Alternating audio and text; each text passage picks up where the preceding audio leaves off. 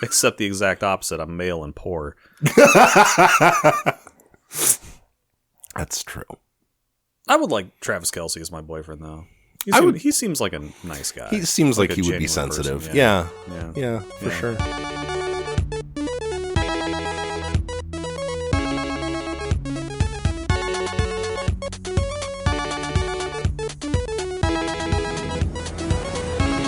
Hello and welcome to the Games and Games podcast. I'm Brent. I'm joined as always by my good friend Kirk. Say hi, Kirk. Say hi, Kirk. And doesn't appear that we're joined by our good friend Benny. Yeah, he died. Yeah. Finally. It's all right. He lived I was going to say a good life, but I don't know that that's true. Yeah, really got kind of twisted at the end there. Like, first he got that infection, they had to take his foot, and then it started to spread through his body. And then he got hit by a car. So, yeah, you think the infection was going to get him, but no, he got hit by a car. And then he killed that bus full of nuns, too, so. Yeah. That was pretty. Nobody was really sad. No, Benny's just unable to join us today. He had some prior obligations with, a wedding, and you can't really, ask the bride and groom to just move their wedding, so. And unfortunately, he can't join us today. I do feel like the podcast should take priority. No, we're not that. Like, Brent, this podcast reaches tens of people. All of our fan will be so disappointed. Yes, we can't disappoint the tens of people who listen to this fucking cartoon show or whatever. There are dozens of us. Mm-hmm. Dozens. Literally dozens. Dozens of us. So hey, Kirkelstein. Yeah, what's up, man? What are you putting into your face hole? I decided to keep it simple this morning. No. Yeah, this morning, 8:46 a.m. Yeah, perfect timing. Yeah, I'm drinking Space Camper from Boulevard. I think I've had it on the show before. Yeah. I'm just keeping it simple. And it's a variety pack of some sort. I don't know. Yeah. Some kind of easily slid down your gullet alcohol. Yeah, I mean, I feel like beers like Space Camper, it's one of those that I kind of default to anytime I'm throwing a party or have people over at my house to cook out or grill. It's one of I've never heard anyone complain about Space Camper. No. Ever. No. I've never heard anyone complain about Boulevard ever. Yeah. And not just because of the region we're in. I think it's just a good beer. It is. I have this thing. I bought a thing. Dude, there's a tongue on the back of that can. There is? Yeah, check that out. Oh, fucking weird. Okay, so I bought, that's, all right. It's kind of off-putting. It is. It's the drink that tastes you back. Well, because you look at the can and how it's designed, and then, like, it looks like they slapped a fucking clip art mouth on the back of it. Like, what the fuck? I would not be surprised. So I went to the grocery store the other day, and they had a 12-pack of canned cocktails for $6. And I was like, well, I have to try it. And it's called Shift. But it's 2025, so of course it's got a Y instead of an I because we have to copyright. Yep. And it claims to be a flavor shifting cocktail. Is that true, Brent? No. No, it doesn't shift flavors. No, it just doesn't. They all taste like fruit punch. Oh, okay. Which is fine.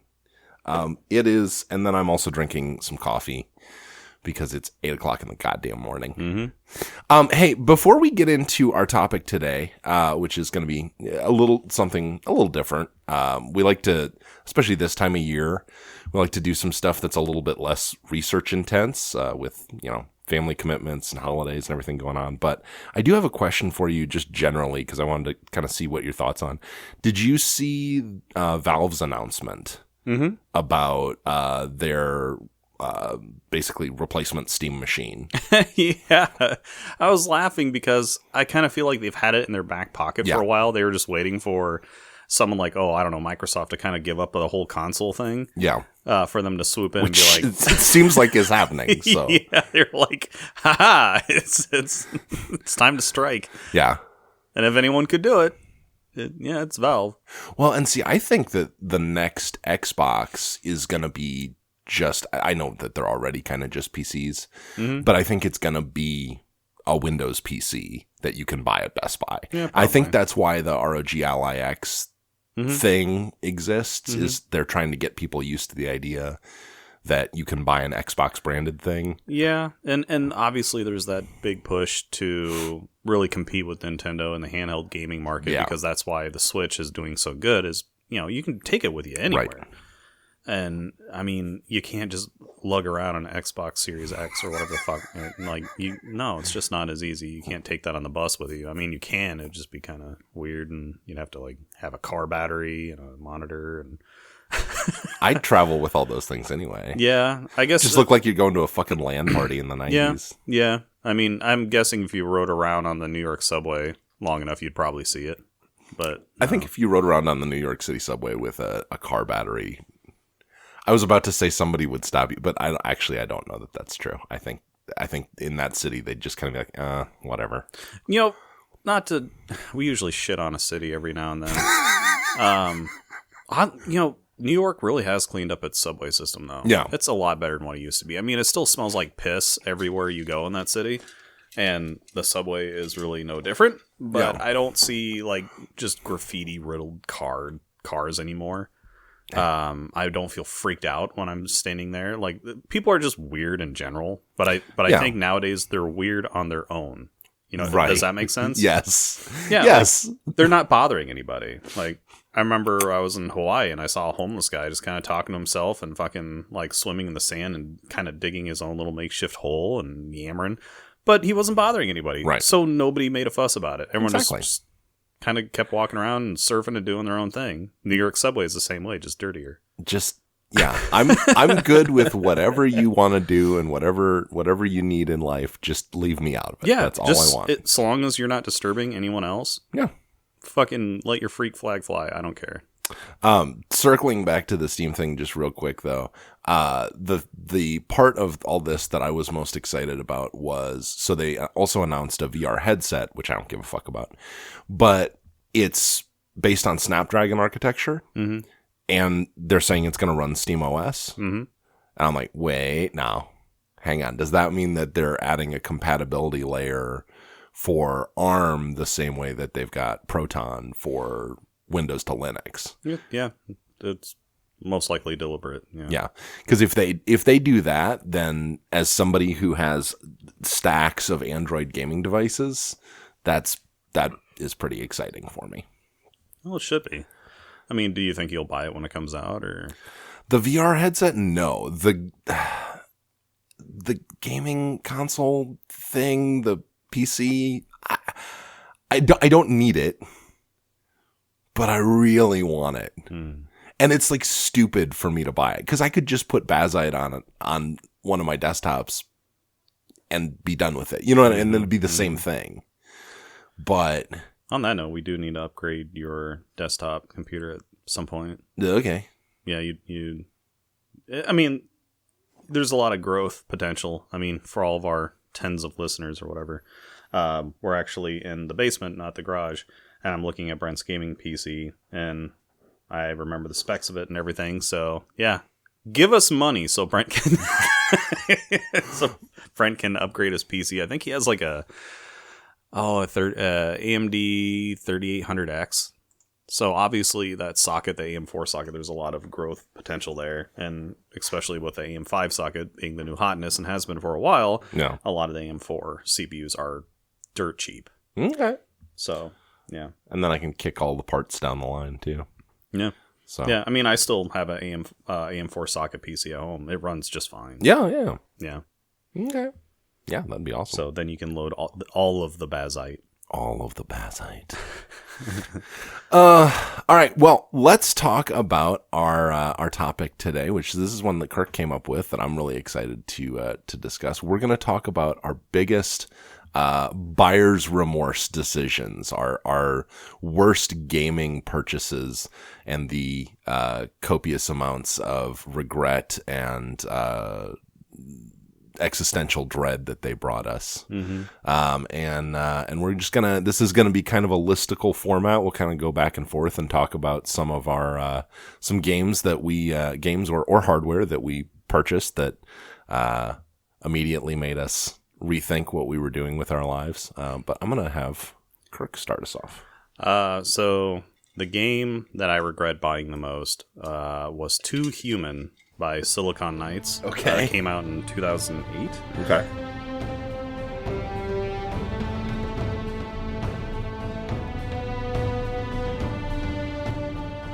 So back in that day, 2008, the internet was obviously around and was a thing, but still, a lot of your gaming publications weren't as big as they are now. Yeah. I mean, 2008, you had IGN and stuff at that Yeah. time, sure.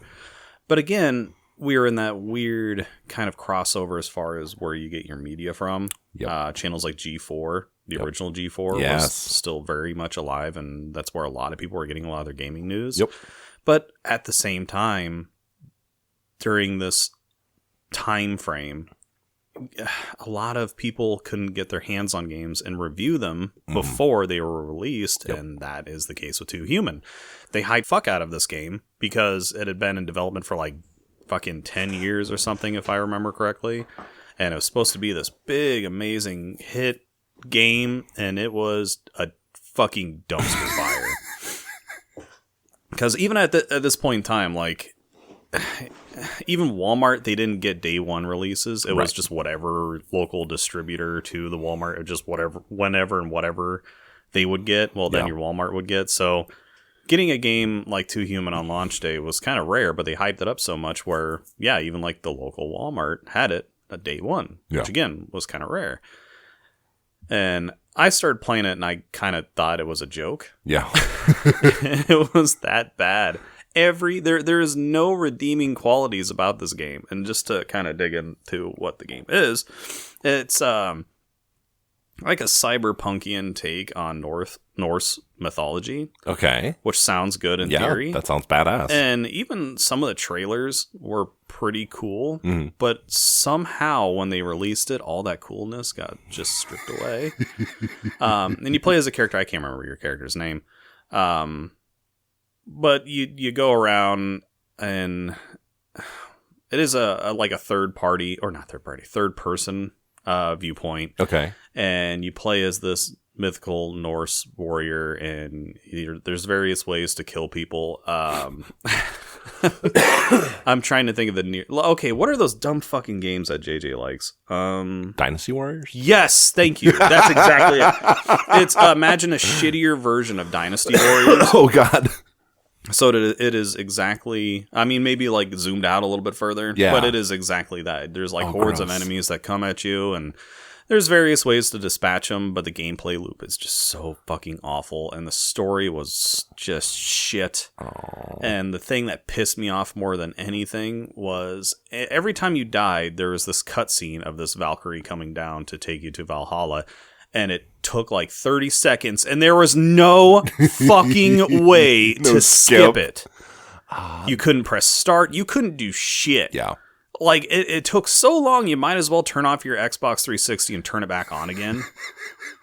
Just to get around that shit. It was just, you'd think for a game that was in development for 10 years, they would have had all that shit hammered out, but they didn't. And if you just look this game up, you'll hear the same sentiments that this game clearly just wasn't finished. It just wasn't a good idea. And then you'd think that Silicon Knights, after the first 3 years or 4 years, they would have been like, you know what? Maybe we should stop. This just isn't this isn't good. Like, why are we still doing this? No. Just keep after it. Yeah. Well, and that's one of the things, too, like when people get upset about canceled games or unreleased titles, I'm always like, you're assuming it would have been good. Mm-hmm. Like, you're assuming that every game that you haven't seen is good. And we know that the vast majority of all art is trash. Mm-hmm. Right? Mm-hmm. So, like, maybe they canceled it for a good fucking reason. It's like, oh my God.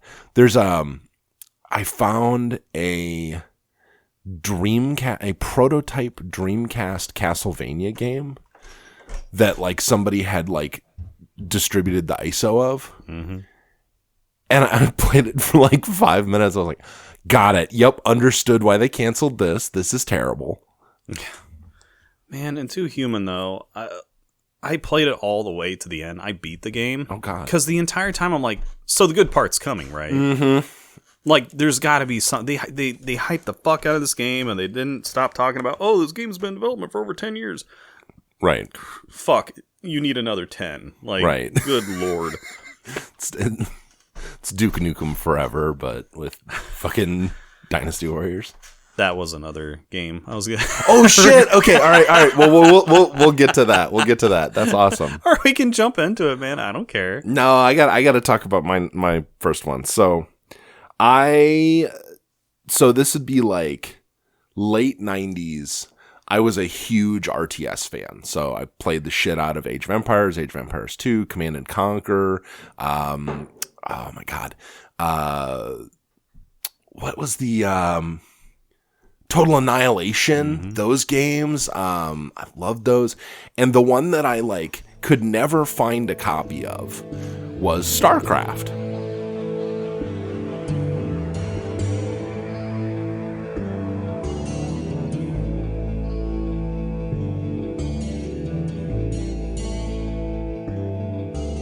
For whatever reason, in the little rural area that I grew up in, I could never find a copy of StarCraft, and I really wanted one.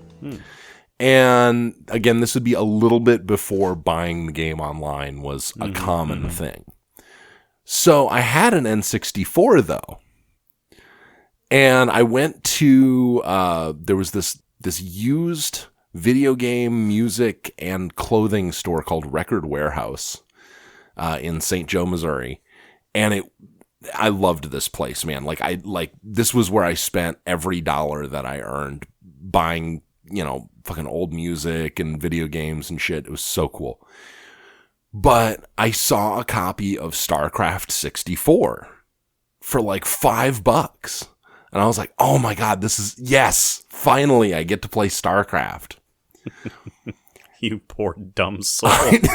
And I guess it didn't occur to me that like it's a mouse and keyboard driven game and it shouldn't be on the N64, which has no input methods essentially. But this StarCraft, by the way, came out on like every console. Yeah, it was like the Skyrim of its time. Yeah, it was on Saturn. It was I think it was on PlayStation or PS2. I know it was on the N64 because I had it.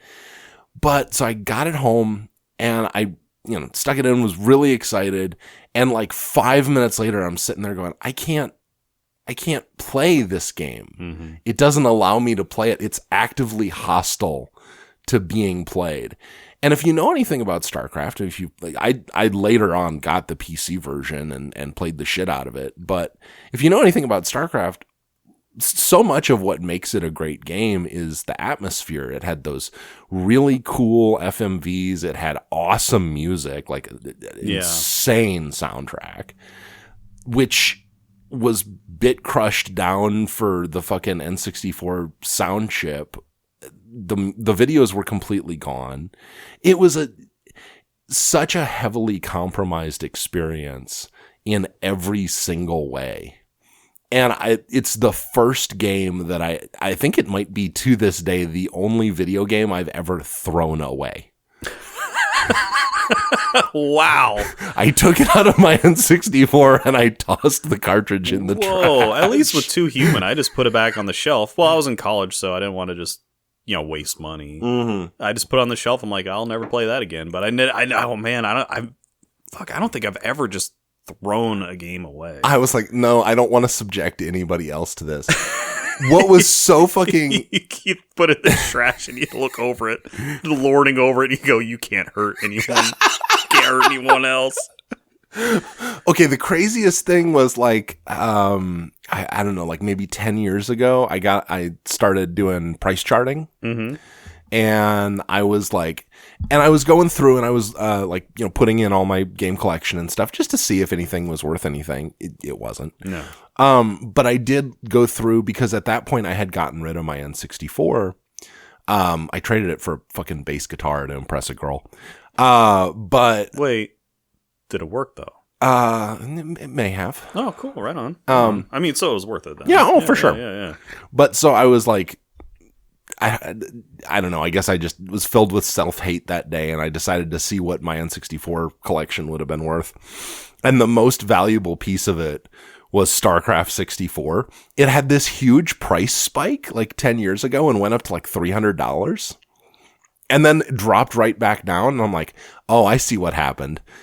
Went up in price, and everybody was like, oh, fuck, I can finally get rid of this fucking thing, and dumped them all out of the market. But yeah, StarCraft 64 was when I learned for the first time that it actually does make a difference to how much fun a game is, what input method you use. Mm-hmm. That's funny you brought up RTSs, because I've been playing a lot of Dawn of War. Okay. Really. The original one, they came out with like the definitive edition. Yeah. Where everything is, it's been retextured and it supports like 4K resolutions or whatever. It still looks very blocky. Yeah. I mean, the game's like 20 years old, so sure. Of course it's not going to be perfect. But yeah, you're absolutely right. I can't imagine playing a game like Dawn of War on a fucking, on a console, right? Period. Yeah. But on a fucking N64. I mean, there's some... Microsoft. I think I'd rather fucking go buy a bass guitar to impress a girl. Yeah. But there occasionally you'll see an RTS that's kind of built from the ground up for console. Halo Wars. Yeah, that's the one I was thinking of. Actually, that's a really good. Like so many games have tried playing an RTS on a console and fell flat on their face. Halo Wars, they've figured out. Yeah, like they hit the nail on the head, and that was a really fun game. Definitely not a regret buy. But yeah, I know what you mean. Like for all of our tens of people who will watch this or listen to this, check out Halo Wars if you want to experience what a good RTS on a console is like. And actually, like 2 years later, I picked up, and I already had like played and beaten Command and Conquer on PC. I did pick up Command and Conquer for N64 because I think it was $3 at that same store, and that was actually it was decent. It played okay. Westwood did a decent job, like making that a console game.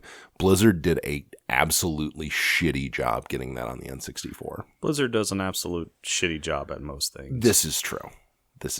Yeah, but Command & Conquer, though, I've never heard anyone say anything bad about Command & Conquer ever. I mean, and the quote-unquote negative things are always in jest. Like, you know, the classic or FMVs that they would have. Yeah.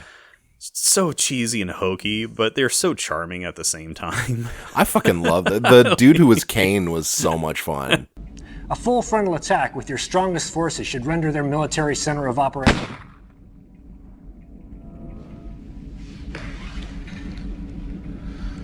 Yes.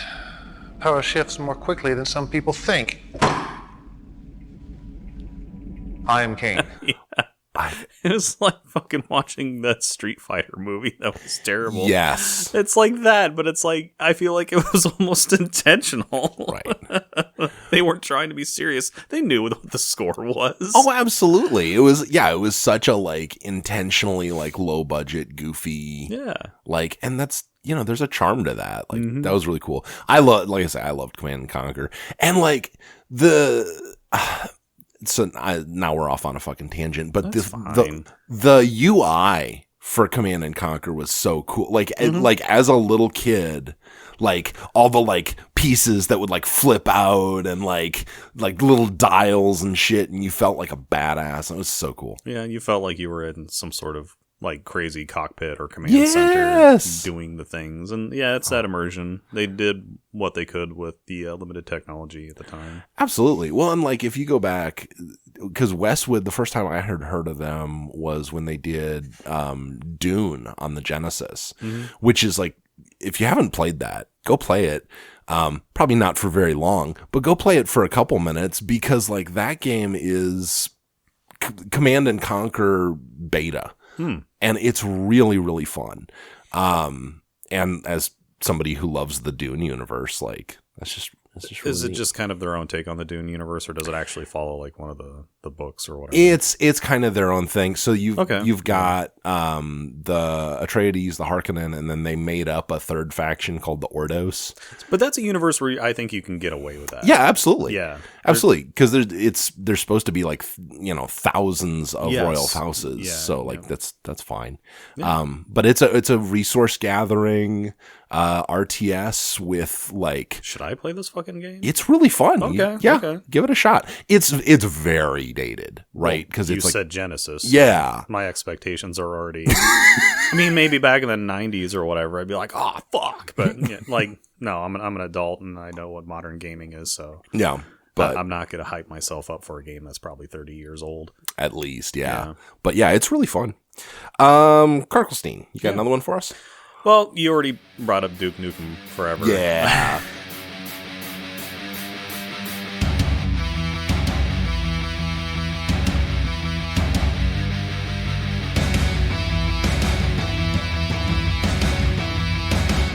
So that was another one on my list. And looking back, the game had its faults, sure.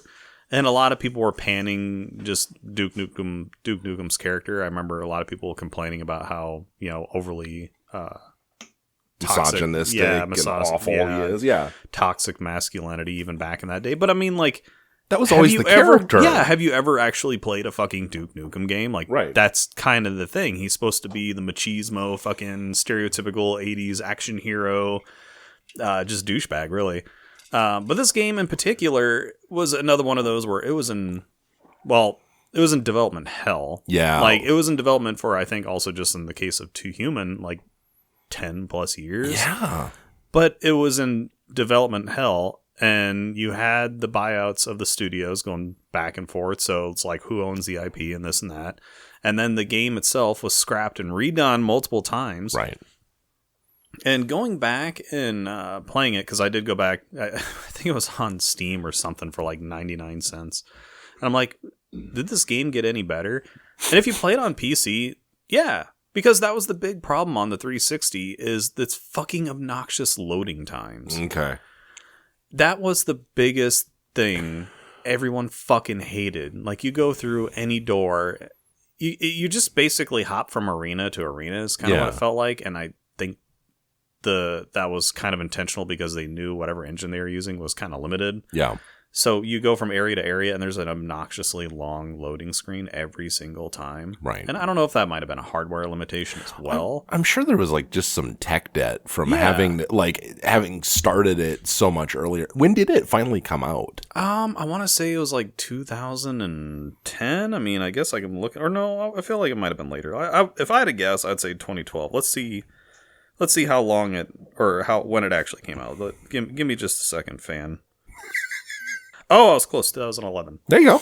Yeah, and it was developed by Gearbox and published by 2K. So reputable companies. Sure. I think it's one of those things where, like you were saying about Too Human, like I think at a certain point you have to just kind of accept that. Yeah. Cut your losses, man. Yeah. Just start a new game. Do something else. Come back to it later. Really, I still think the Duke Nukem IP could come back. I Absolutely. mean, you look at the success of other games, because if you look at the history of Duke Nukem, like Duke Nukem 3D, which was a huge hit. I love that game. Yeah. I still go back and play that on Steam from time to time. Yeah, it's a fun game. It's a fun game. It's but you see the success of similar games like Warhammer's Bolt Gun, right? That they deliberately did in that old school kind of MS-DOS kind of. Yeah. There's charm to it. It's pretty. It works very well. So that's how I think Duke Nukem could come back. But Duke Nukem Forever was supposed to be like an achievement in graphical fidelity. It was supposed to be this big, like, holy shit, look at the graphics of this game.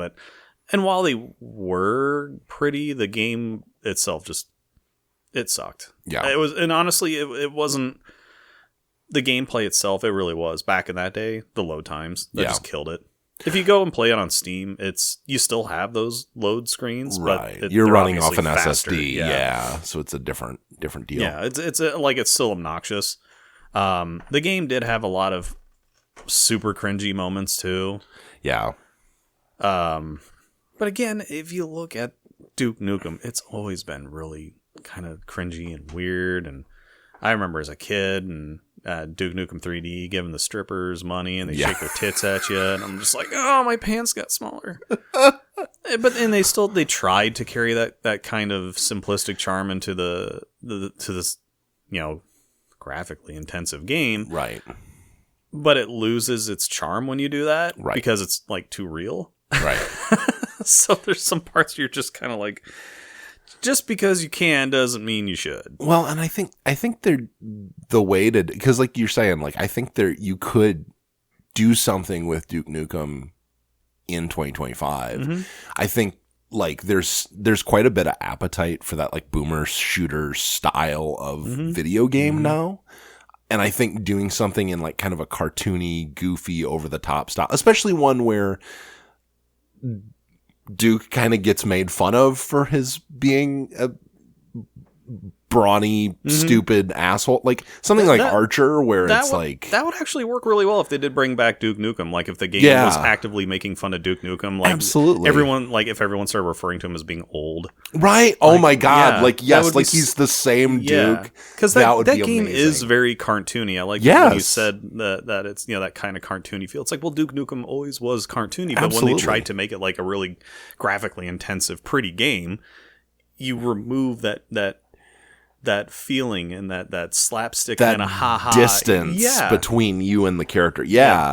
Like hey, if Bubsy can get a new game in 2025, so can Duke Nukem. And some game or some parts of the game too really didn't need to exist. Like there's a whole big like you're driving a remote control car around for way too fucking long, and having small segments like that in a game is fine. Yeah. It's a good break of the action and the monotony of doing the same thing over and over and over again. I get it. I totally get it. But there is a limit. It shouldn't take any more than probably 15 minutes. Yeah. But this would eat up like an hour or two. Yeah. And then you'd have to do it again later. It's like, God, fucking, like, why does this need to exist? God damn it. I remember when the game came out because the girlfriend I was living with at the time bought it for me because I was kind of having a hard time at work and I was kind of feeling down on myself. So she was trying to do something nice, but let's be real, the relationship was already failing. So then I get a gift like Duke Nukem Forever, which at the time I did want, but then I play it and I'm like, this is fucking trash. It kind of reflected poorly on the relationship as a whole. Like it was I just added it to another reason why I need to break up with this bitch. Oh man, that's so sad. By the way, sorry, I just saw that you posted the picture of me below my Norwegian and Quebec flags, and I'm like, God, I look like a white supremacist right now. Nah, just a little bit. Okay, I never played Duke Nukem Forever. I'm not like an FPS guy. I had played some of the earlier Duke games, but when that came out, I was just like, I don't think so. Play Duke Nukem 3D at least. It's so good. That's a fun game. It's a very highly rated game. It can get tricky as far as aiming because it does kind of at some points have that like GoldenEye kind of feel where you just kind of shoot in the general direction of the enemy and it hits them. Yeah. Some weapons you do have to be precise and like you have an actual crosshair, but still you don't have to be exact a lot. No, I love that. I love the idea of just shoot people in their general vicinity. That's perfect. It's like the original Doom where it's like there is no horizontal like vertical axis at all. It's just as long as you're shooting at the right horizontal slice. That was just a hardware limitation at the time. But the game still is fun. Absolutely. And Duke Nukem does have like the vertical thing where you do have enemies with jetpacks and shit. And it's a real 3D game. Yep. So imagine playing a game that had such high acclaim and high regard, and then getting the turd that was Duke Nukem Forever. Just like. The game was already fading into obscurity just based on age alone, but then when you try to bring it back and you shit the bed so hard, right? Like you've kind of sealed its fate forever. Or even if you tried to bring it back, you have a lot of explaining and apologizing to do beforehand. Yeah. Like it really, it would come down to if they tried to bring Duke Nukem back, they would have to make fun of the Duke Nukem Forever game, like make it like considered a fever dream or something that Duke had. Like, right. Oh, that didn't really happen. Right. Address it in some way. Yeah, like but as comical as the game is, you could do that and make it canon, and like, and it would work. Like Ryan Reynolds in Deadpool when he's making fun of himself in Green Arrow or Green Lantern. Okay, I have another one that I want to talk about. Okay. So I've mentioned that, like, in the mid 90s, before getting my N64, that the like things that I had to game on were a Super Nintendo and an iMac. Well, we got the iMac, and it was like, purple G3 iMac. It was neat. It was a neat computer. At the time, there were like at least like shareware Mac games. There was stuff to be played, but I went to the store and I wanted to like pick up like an actual like real fucking video game to play on the new Mac that we had gotten, and I saw this game called Civilization Call to Power.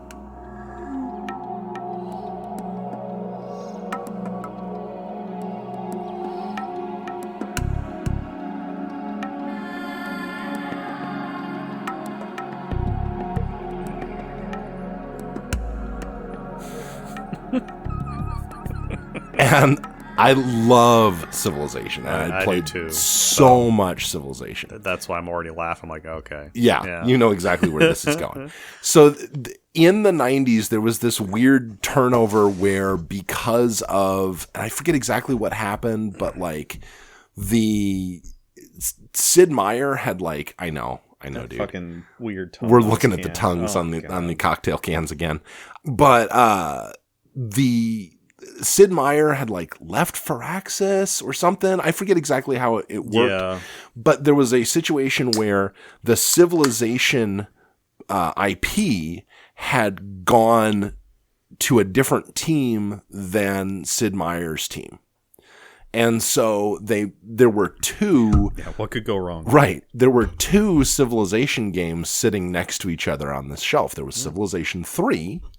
Kind of tastes like bubblegum. Yeah, they all kind of do. It's really weird. Okay. It's not bad. It's not bad. It's just odd. Yeah. Yeah. Okay. Yeah. I mean, yeah, you didn't waste your money for it. Right. For $6 for 12 Can't of be them. mad, yeah. 50 cents a can is my kind of price. And I dig that smell. Yeah. This one. Yeah, it smells. Which one is that? Is that the peach? Yeah, peach something or other. And Peach it does smell ginger? Like, yeah, and it does. I mean, it does smell like peach, and I do get the ginger, but you're right. It all kind of It blends together. Yeah. it blends together. Yeah. That has been my favorite so far, is the peach ginger one. Yeah, and I like ginger just in Yeah. general. The taste of ginger is always great. Especially this time of year. Oh yeah. But so there were two Civilization games sitting next to each other on the shelf. There was Civilization 3 and Civilization Call to Power. And I, being a stupid kid, didn't know any of the drama regarding this. So I picked up Civilization Call to Power. And we can talk about how bad the game is. That's fine. But That's kind of the point. but put that over to the side. I spent like $30 on this game. I was a kid. I didn't have $30 to spend. That was like 6 months worth of like fucking allowance and yard mowing money that I was spending on this game. And it said, it lied. It said on the back that it would play on, Mac OS 9, and it had the specs. And I was like, perfect. That'll work. I went home, installed it, and as soon as I booted it up, my fucking iMac went into space. Like the fans like just shot up. There was no like temperature sensors or anything on these old fucking computers. Yep. But you could just almost see it sweating. And we had no air conditioning in my house, and it was the middle of summer. And I'm playing for like maybe 5 minutes, and the screen goes black. Oh no. It like thermal throttled and killed. And I was like, okay. So then, start it back up. And again, dumb kid. I don't know that I should like fucking leave it or like change graphics settings or any of that. No idea. So I just boot it back up, play into it for another 5-10 minutes, and the fucking iMac kills again. And so it was probably 3 years before I actually got to sit down and play any substantial amount of this video game that I had purchased, because it just wouldn't run on the iMac. As a game, it's okay. The AI is terrible. Mm-hmm. It just, to me, it just didn't feel like a Sid Meier. It doesn't feel like a game. Civilization game at all. You could tell like someone was trying to like distance themselves from Sid Meier, and like the way they do things, and there's a really and it failed because of it. There's a really goofy, like cartoony, like a Tropico kind of and it just it's an ugly game. It plays poorly. The AI will just produce massive amounts of trash units that will, like, even on a modern PC, this game will, like, throttle itself with just vast quantities of shitty units. It's just a piece of crap. And they made a sequel, too. There's a Call to Power 2 that exists, which I have no idea why that happened. But the main thing for me is just seeing this game that I had purchased try to murder my iMac. And just be like, oh, well, okay. The no air conditioning probably didn't help. Oh, for sure. I mean, if you ever have experienced a computer overheating and then shutting off to protect itself, usually the game will crash first. And then your computer will go back to its main screen. But if your house isn't air conditioned, like that computer's not cooling down anytime soon. Right. Well, and the iMac was like, they took a CRT, which generates a huge amount of heat, and fucking 90s vintage PC components, which generate a lot of heat, and then they entombed it all in plastic. Like, it had very poor ventilation. If you've not seen one, if you're young enough or just didn't know anything about Macs, and you haven't seen one, go look up iMac G3, and it's a plastic housing all the way around the fucking thing. There's like no ventilation. Oh my God. And I remember my mom wanted to upgrade to, I think, OS 10, and you had to like add more RAM. And so we had to work on that thing. Like, and it has like a little like sphere at the top that you take off, and then you're trying to like, oh my God. Mac already made things hard to work on even way back in that day. Yeah. They did not want you to try to upgrade anything. They wanted you to throw away your computer and buy a whole new one for thousands and thousands of dollars, just like how they do today. Right. At least like the Performa era Macs, though, everything was on these like caddies that you could slide out. And so like, because I had to work on that one quite a bit too, and like, it was a pain in the ass, but it was doable. Like if you knew where all the little catches were and stuff, you could like disassemble the thing. But the iMac was just, oh my God. But so anyway, my problem with Civilization Call to Power is more that it tried to murder my my iMac than it was actually a bad game. But it is also a bad game. Please don't play it. Kirk, you got another one? Yes, I do.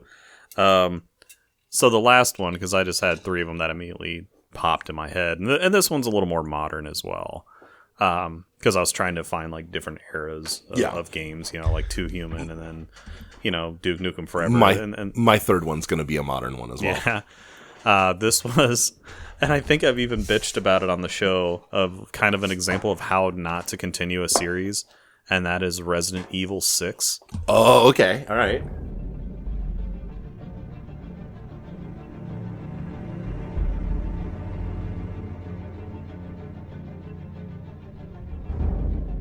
That game was such a fucking dumpster fire. Oh my God. It's like, okay, whoever's developing these games needs to just go. Fire fucking everybody.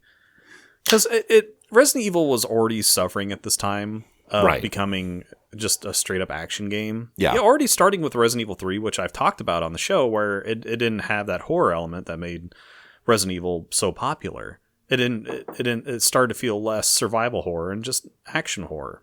Because Action horror can work, but absolutely. what made it successful was the survival horror. And starting with 3, it started making more and more, slowly but surely, that turn to action horror. And Resident Evil 4, even though it was a good game, and Is just an action game, yeah. there was no, like, I didn't feel scared. So I looked it up just now because I'm like, is it that modern? It's only a year newer than Duke Nukem Forever. Oh my God. And I'm like, holy shit, my life really did spiral out of control after my ex-girlfriend got me that fucking game. Because I was living in a whole new part of the country at that That's point. right, yeah. Between 2011 and 2012. So that's so funny. I'm like, maybe that's why it felt a little more modern. Because my life had changed so dramatically. And I like, just as an aside, like for me too, like that's right about, because that's like a couple years out of college. That feels like the start of modern to me because my life changed so much. Yeah. Because that was like after I got married. But I'm like, that's starting to be like fucking 13 years ago, dude. Like that's Except the exact opposite. I'm male and poor. that's true. I would like Travis Kelce as my boyfriend, though. He seems like a nice guy. He seems like a he would be genuine sensitive. person, Yeah, for sure. Because he's even had like those TV shows where they're trying to find him a girlfriend or whatever, and obviously that shit never worked out. No. And he's never just been arbitrarily marrying people like most Hollywood people do. So Yeah, seems like a nice. Well, he's Midwestern as well. Yeah. So yeah, he seems cool. yeah. I'd hang out with him. Call me. Fuck, Travis Kelce would never listen to this insipid bullshit. He's got a podcast. Yeah, That's who we should. So fucking Kirk was looking at ways we could expand the reach of the podcast, and AI was like, "Hey, we should have like crossover episodes with other podcasts. We should reach out to Travis Kelce. He for sure would do that. Oh yeah, Definitely. even if the email did make it past his spam filter. Also, I want to hang out with his Burt Kreischer looking fucking brother. His brother's pretty fucking cool. Yeah, he is. Anymore. He's just got this Will Ferrell thing going on. I He just love kind it. of does whatever the fuck he wants. I love it so much. It's so cool. Him cheering for his brother in the Super Bowl and ripping his shirt off and chugging beer and shit. I'm like, that's a good brother right there. Right. That's someone who genuinely like loves you and he wants you to succeed. Like he wasn't a football player or at that point. He wasn't. No. He was just a fan and a family member. That's what I love the most about his brother Jason. He always comes off that way. Yeah. He seems like a cool dude. But those are all things that are fun and good, and Resident Evil 6 is none of those things. It's bad and evil and it hates you. But yeah, like I was saying, like 4. Okay, I like 4. I love the remake of 4, just like how I love the remake of 3. Right. They're still fun games, and Resident Evil 4 was that big turn of going third person over the shoulder, Right. which was a big dramatic change for Resident Evil. At Absolutely. the time. But you got 3 and 4, and then especially Resident Evil 5 was really making an even harder turn towards just action horror. Yeah. Or maybe just action in general, because there wasn't much horror. That's the one in Africa, right? Yeah. Oh my God. I played that one. And for what it's worth, that beginning sequence when you're in Africa being chased by the locals in that remote village, that part was legitimately like, it got my heart going. Yeah. I'm like, oh God, I hope the rest of the game is like this. No. Fucking, that was like the only fun part of that entire fucking game. I like the zombie dragon. He was cool. Zombie dragon. Oh, Yeah. yeah, that fucking weird dweeb guy who transforms. Or yeah, that was. Or are you talking about the dweebies? No, I guess he turned into more of a leviathan than a dragon. I think you're talking about Wesker near the end when he. Yeah. Okay. That part was cool. Yeah, but that suffered from Resident Evil 3 syndrome, where it's like, how many more fucking times do I have to kill this final boss? Right. Like, yeah, that's so obnoxious. I hate that shit. Yeah. It's like, oh, this isn't even my final form. Yeah, like if you're gonna do that DBZ style shit, make it dramatic. Don't make it fucking just, oh, I'm just a blob and I become more of a blob and take my tendrils. Like, take my tendrils. Yeah, at least Frieza, he would like turn into something cooler, with the exception of his third form. That was just dumb. We all agree. Yes. And I was so excited for 6 too, because none of the main characters who had always been in just the same general area and were experiencing a lot of the shit from the very beginning of the entire series. Like, well-beloved characters. You got, like, Chris and Jill and Claire and Leon and everybody who were all supposed to eventually just finally meet for once. And everyone was so excited. But the game was so fucking terrible. No one cared. Even you get to the point where Chris and Leon meet for the first time. It's like, this game was so bad. Up to that point, you didn't care. Right. You're like this. So this is supposed to be the redeeming quality of this game, is seeing these two beloved characters meet for the first time. No, because everything leading up to it was just fucking bad. It really stripped away any horror. Yeah. Period. It was an action game. It was 100% an action game. And where it was already stumbling on itself. Like, I don't know how Capcom didn't see the writing on the wall. Right. Like, hey, our sales are kind of, dipping with this series, and player engagement and player sentiment is getting lower and lower, and everyone's screaming, please make this a horror game again. Right. And with 6, it was just a big fuck you. Right. So it's, god damn it. And anyone who's ever played Resident Evil 6 knows exactly what I'm talking about. It is not a horror game. It's a shitty action game at best, because even the action falls flat on its fucking face. Right. Oh god, it was so frustrating. It's like, well, that was kind of the Capcom's low point too, it just really in general. Like, they were not putting out much that was very good at that era.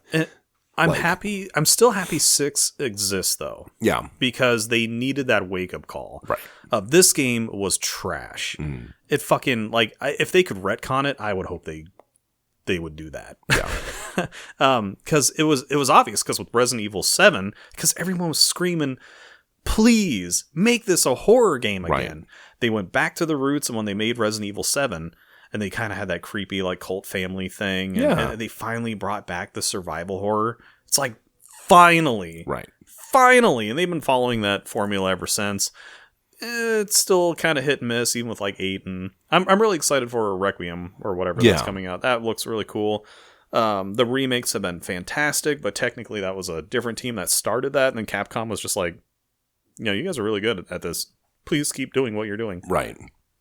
Yeah, it's kind of like Bloober with they're just going to do Silent Hill now, and everybody's pretty okay with that. And everyone's totally cool with it. But imagine if it were Nintendo, though. They'd be like, shut it down! Yeah, but this is really good, and the fans really love it. They're just like, no! Oh my god. Because Nintendo's got a Nintendo. Fuck Nintendo. If you're listening, any of you fucking... I will find you. Actually, this is a public service announcement. Sorry, real quick. Speaking of Nintendo, and this will actually be a good transition too, because it's regarding the series that I'm going to be talking about here in a second. Go right now. Drop what you're doing. Stop listening to this fucking podcast. Go to itch.io and download Zelda's Adventure DX, because it'll be gone very soon. I mean, it'll probably be on Internet Archive, but somebody made a Link's Awakening Game Boy Color, and it's a ground up Game Boy Color game. It's not a ROM hack of anything. A ground up Game Boy Color game in the style of Link's Awakening, with a lot of Link's Awakening assets of the Philips CDI Zelda's Adventure game. Oh no. It's really good. They made it a real game. It's so much fun. So so go download Zelda's Adventure DX and put it on your hard drive somewhere, because it will be gone soon. Because Nintendo and they will absolutely destroy. They will nuke from orbit any fan project they see. Mm-hmm. Which, fuck us for liking your games. Yeah. But there's one of them that I don't like very much at all, and that's the one that I'm going to talk about as my last purchasing regret, which is Tears of the Kingdom. Okay.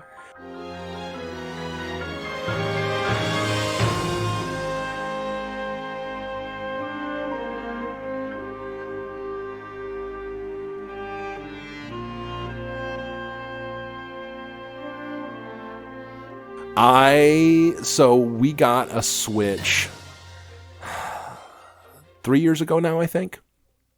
And when we got it, we got Breath of the Wild because that's what you do. Mm-hmm.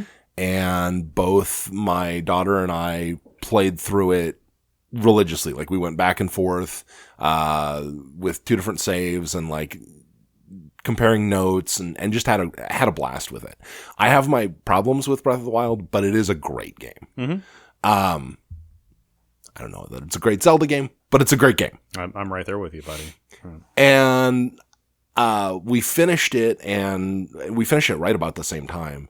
And I kind of looked over at my youngest daughter and was like, okay, so we got to go get Tears of the Kingdom like right now, right? And ran out, bought it, paid full price because it's Nintendo. And Nintendo never reduces the price of anything. So it was like a $70 fucking game. Got it home, ripped it open, stuck it in the Switch. And like 3 hours later, I'm looking over at her. I'm like, I fucking hate this. This is so unbearable because the core mechanic that they added to it, which I always call the Kerbal Space Program fucking mechanic, is this goes back to the StarCraft 64 thing. You need a mouse and keyboard for that. You need a mouse and keyboard for that. Yes, it's doable kind of on the Switch, but the UI in Tears of the Kingdom is so shitty and jank. And it doesn't help that the Switch was designed for tiny Japanese hands. So when our big, meaty American hands are trying to press these very, very small buttons precisely, it makes it even more complicated. Big, strong hands. Yeah, I mean, if you have like the Pro Controller, which is like a normal controller, Nintendo, they're probably going to take that away just because it seems like a very Nintendo thing to do. Yeah, they'll come out with some fucking Wii-style nunchuck and make us all buy that. Yeah. No, I use 8-bit though controllers for my Switch and everything else. But so it was great because I played it for like 2-3 hours. I was like, I'm going to see if I can return this. And she's like, no, Dad, let me play it. And I was like, of course, absolutely. And if you like it, we'll keep it, right? So, Nintendo is like a headmaster at an orphanage where the kids find like a puppy and they love the puppy, and then Nintendo being the headmaster comes and takes the puppy. Yeah. That's Nintendo. Right. But the kids are just like, we're taking good care of it, we love it, and it loves us, and it doesn't want to go, and the headmaster Nintendo comes along and is just like, no, you can't have it because I didn't give it to you. And then there's some Except suspiciously... they say it in fucking Japanese or whatever. Some suspiciously puppy-looking chunks in the stew that night, too. Mm-hmm. Yeah. They come out with a new Nintendo Pets game, and like, this isn't what we wanted. You wanted the actual puppy, not your stupid game. Oh, God. Yeah, Nintendo is doing... Nintendo, if I ever run into any of your executives, if you see me, like, you just put wanted posters in your headquarters of me, because if I'm ever in Japan and I recognize any of you, I will run up to you and punch you right in the fucking jaw.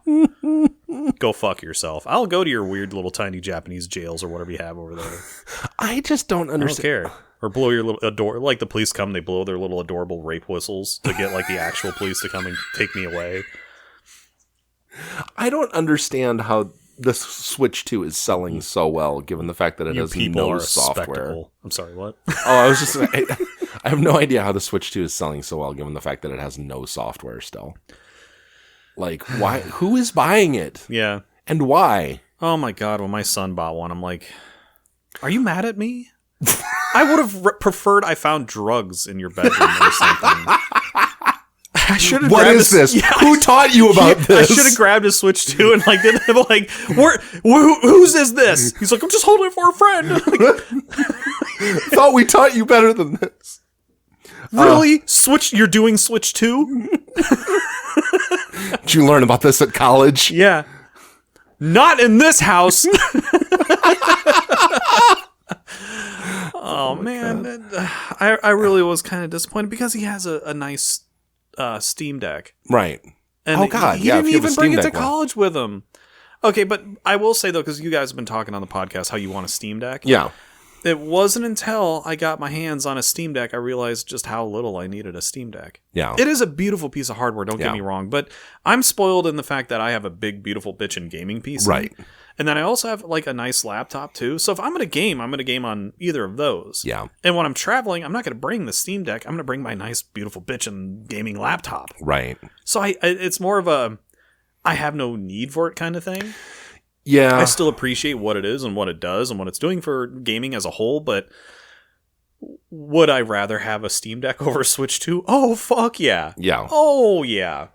No, and I think that's absolutely fair. And I think the piece for me is the laptop, right? That would be the thing that it's like, and I honestly think that is a more sensible choice, but the Steam Deck is just so goddamn cheap in comparison. Yes, you're absolutely right. I have nothing bad to say about it. Oh, okay. Yeah, sorry. So just real quick, finishing up on Tears of the Kingdom.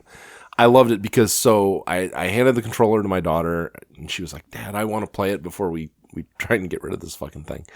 And she played it for like hour and a half.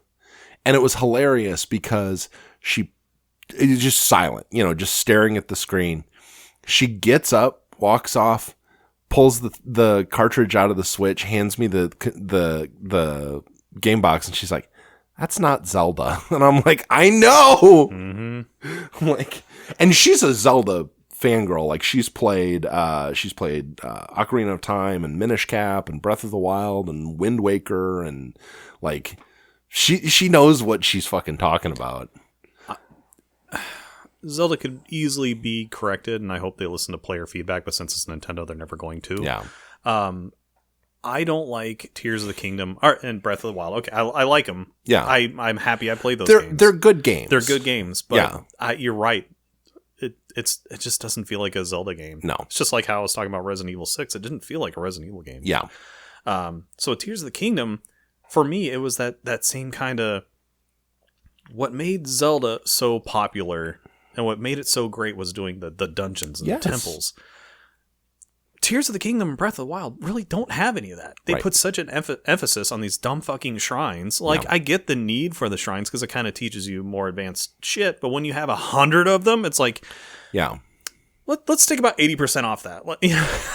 Let's scale the shrines back and don't make it a focal point. Make it, kind of a preface to the game. Don't make it the game. Right. Well, and take all that extra effort you're putting in those dumb fucking shrines everywhere. Put them towards the actual dungeons and temples. Mm-hmm. Oh, God, that's what drove me crazy about those. The thing that frustrated me about it is it's like all Zelda, whether 2D or 3D, before these last two games, and it was really frustrating because Echoes of Wisdom kind of has the same mentality. Really, you can trace it back to Link Between Worlds. Link Between Worlds kind of started this shit, which is all Zeldas before that were basically Metroidvanias. Mm-hmm. Like that's really what they were, and it was all about item progression and skill acquisition so that you could get to different dungeon crawling Metroidvania. Right, access different parts of the map, and like that was your progression. And when you take a game where the core loop of it is based around item acquisition, and then you add weapon durability to it. That's so stupid. It's like you get a whole... Because all the fans that are... And I recognize that at this point, most Zelda fans are Breath of the Wild, Tears of the Kingdom fans.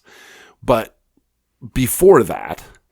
You've got a fan base whose whole reason that they love these games is getting the little fiddlies.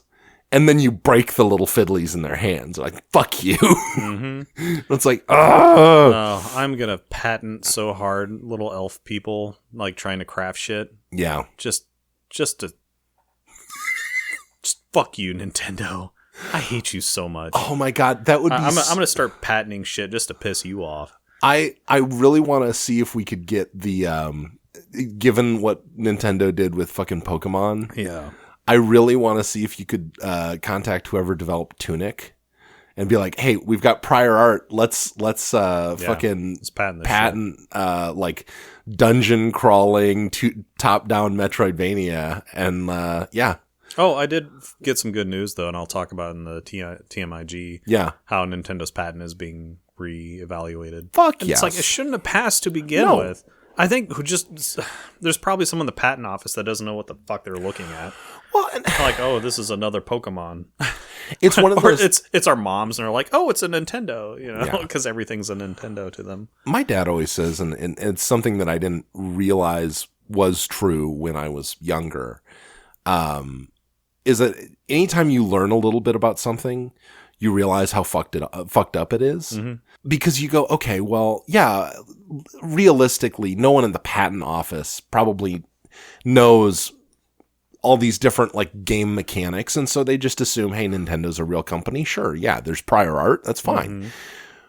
But then you think about that for a second, it's like, okay, well, they probably don't know that much about video games, but they probably don't know that much about fucking anything either. Mm-hmm. So, like, how fucked up is the patent system? And the answer is very. Well, I think it took other countries outright rejecting it, because I'm pretty sure it was Japan. Like, their own patent office was just like, you can't do this. Right. And I think that prompted the U.S. to be like, oh. And this is getting a lot of press, too. Did we fuck up? Right. Let's try not If Japan tells Nintendo no, it must be pretty stupid. It is. That patent is just you know that they are doing it just to attack Pal World. You know that they were. Absolutely. That was the only reason they were doing it, is so they could sue Pal World if they try to come up with any more content. Is Pal World fun? I haven't played it. Bigger question: is modern Pokemon fun? No. There you go. There's your answer. Okay. I love everything up to the GBA. I would say Pal World is funner. Yeah. Or more fun. However, where's our grammar Nazi Benny? Most funnest. Yeah. It's better than modern Pokemon for what it's worth. Yeah. Like I enjoyed it. Yeah. I didn't have to pay for it. One of our friends bought it for me, and because they wanted me to start up a server, and I'm like, I ain't gonna do that. No. Yeah. Minecraft is one thing because I enjoy Minecraft. Everyone fucking loves Minecraft. But I'm like, Power World, you might as well have asked me to stand up a fucking Ark server. I mean, I don't know. Like, if enough people pressured me into doing it, I probably would. But there's just not enough of us playing Power World where I'd give a shit. Yeah. No offense. It's a good game, but I'm like, this is. I mean, let's be real. It's Pokemon, but with extra shit. Like, better things. Like, you could tell it was probably invented by a lot of Pokemon fans who were just frustrated with how Game Freak's been doing shit lately. It is so... it's so frustrating. It's like, fuck you, I'm going to make my own game because I'm so tired of your bullshit. Think Stardew Valley. It's like that. Like, we're a better... Who did it? Was it Harvest Moon? Harvest Moon. It's like, someone was just so frustrated with how Harvest Moon was doing shit. They're like, fuck you, I'm going to make my own Harvest Moon game. That's with strippers, blackjack. Yeah. That's Power World. It really is. And so there's the fucking lie to what I had just said, right? Which is I'm bitching about Zelda changing the formula so drastically, and then I'm bitching about Pokemon not changing it at all. But, whatever. It's a series that's been around so long to the point where it's iconic. Yeah. Like, imagine if James Bond just wasn't fucking British anymore. He was like... They tried that in the 80s and it sucked. Oh, yeah. Like, imagine if James Bond was fucking Australian. Well, actually, Australian. That'd be pretty cool. Yeah. But you know what I mean? He just stabs somebody with a big crocodile on the fucking knife. Make a huge dramatic change that is very un-James Bond. Yeah. Like, he's not a secret agent. He's an accountant. Like, how fucking weird that would be. You know what I mean, though? I would watch the shit out of that. James Bond CPA. It's just Cyril from Archer. Yeah. All right. It really would just be Cyril from Archer. We are going to wrap up today with a submitted question. This one comes from Double Dubs. And he asks, when is the Shadow the Hedgehog episode? This is the games that made us. It's not the games that made us confused. Yeah, I remember when they gave Shadow a gun. I'm like, what? Oh my god, yes. I'm like, what is this? It's like the Kirby's fucking pissed, but like times about a million. Yeah, like really after Sonic and Knuckles, everything just got real fucking weird. I loved how fucking edgy Shadow was, like how fucking like he was a product of the time, the late absolutely 90s, early 2000s, where everybody was like fucking edgy and trying to be just an edgelord, and it was the emo, not a modern edgelord that involves like I guess just barely masturbating, or however that works. Yeah. Yeah, whatever the kids say, whatever edging is, which that sounds dangerous. Don't do that. Yeah, no. Yeah, but it was Sonic. Shadow the Hedgehog was just a product of its time, and I just never had fun in any of those games. They were all garbage. Yeah, I will say I liked Keanu Reeves' performance as Shadow of the Hedgehog in the latest Sonic movie. That was fun. Yeah, I guess. I have small children. I've seen every Sonic movie, and they make one like once a year. Yeah, this. I think if that series is going to continue, they're going to have to get rid of. What's his name?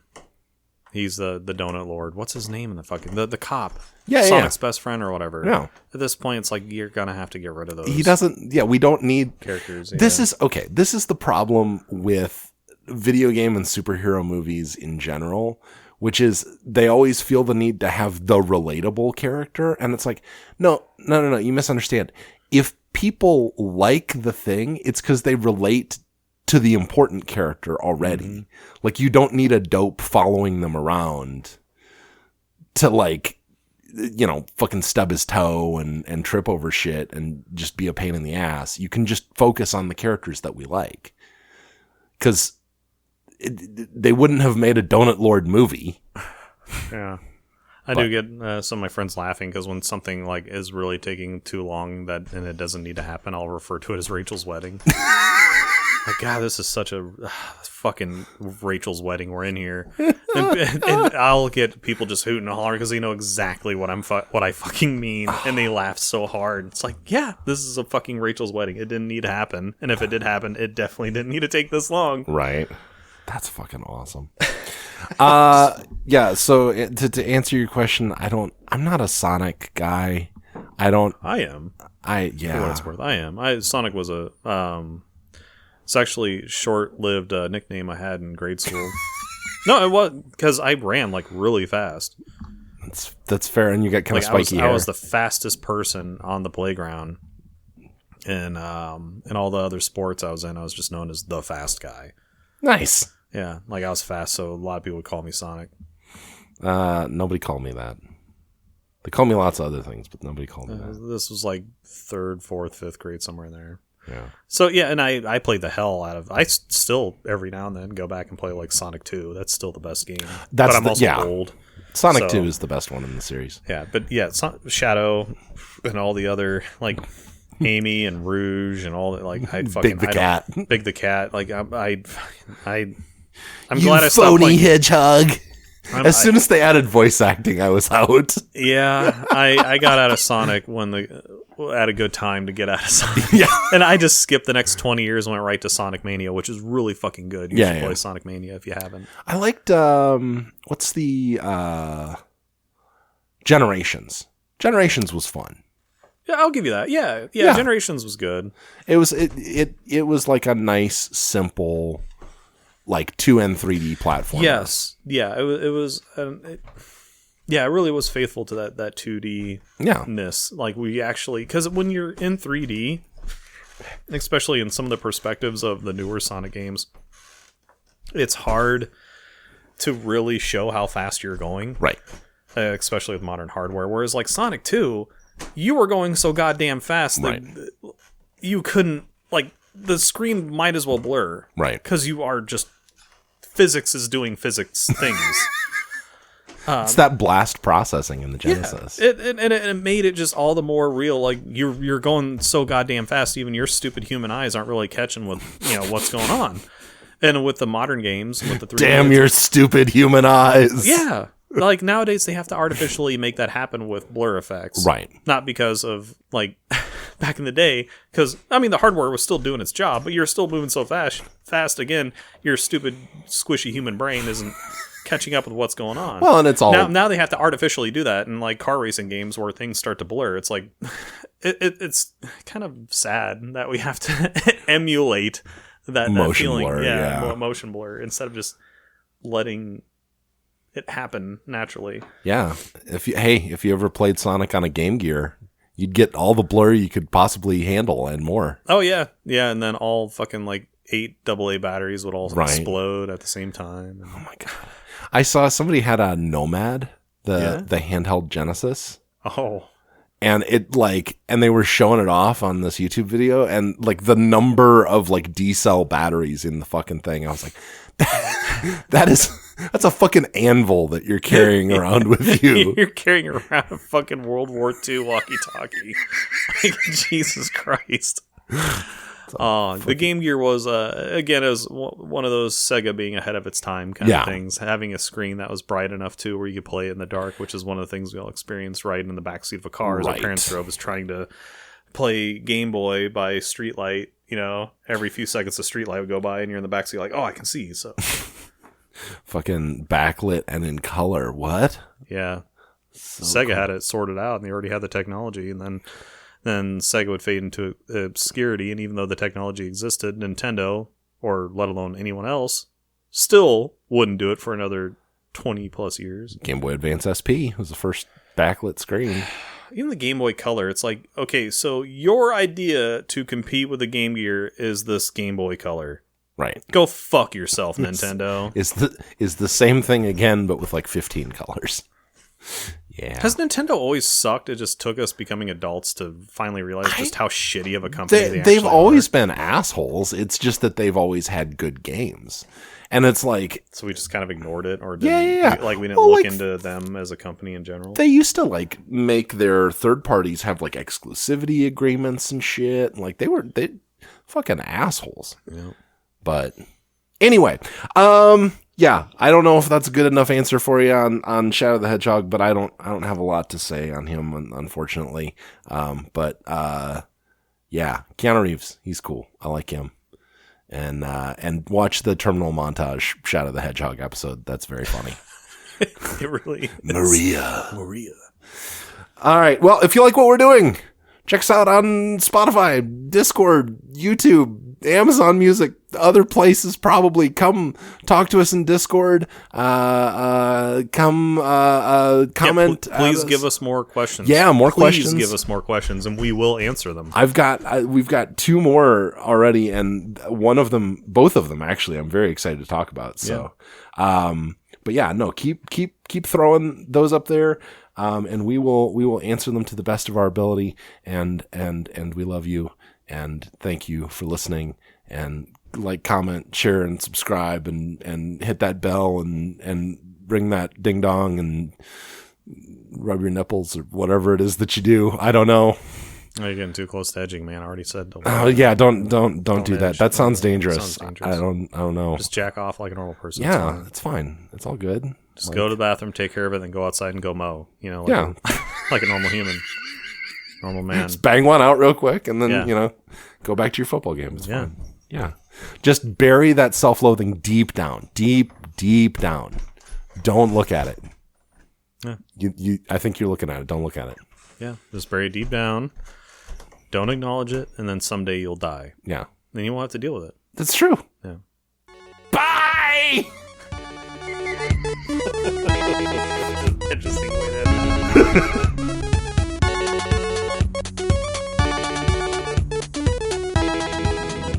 Yeah, I never... Are there a lot of white supremacists in Quebec? I thought Quebec was just a bunch of French assholes.